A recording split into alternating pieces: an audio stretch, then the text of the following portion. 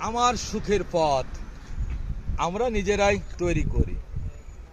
সেই সুখের পথ ধরে হাঁটতে থাকি আর ভাবতে থাকি পথটা আরো শান্তিময় হোক, কিন্তু মাঝখানে কোনো এক সময় লোভ এসে আমাদের সুখের মাঝে আরো লোভনীত করে ফেলে, আর তখনই ঘটে বিপদ।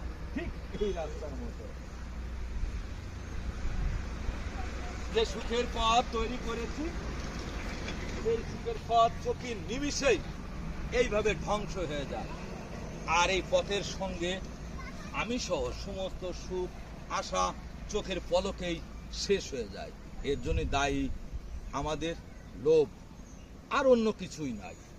ঠিক এই সড়কটিও নির্মাণ হয়েছিল মানুষের সুখে চলাচল করার জন্য, শান্তিতে এলাকার মানুষের জীবনযাপন করার জন্য। আর এর মধ্যেই যখনই লোভ বাসা বেঁধে ফেলেছিল, তখনই সড়কটি মরণ ফাঁদ হয়ে গেছে। তা আমরাই দুনিয়ায় যে সুখের চেতনা করি, যে রাস্তায় হাঁটতে চাই, সেই রাস্তাটা থেকে আমরা লোভ পরিহার করে যদি চলি, তাহলে সুখের সন্ধান পেলেও পাওয়া সম্ভব। অন্যথায় এই রাস্তার মতোই হবে।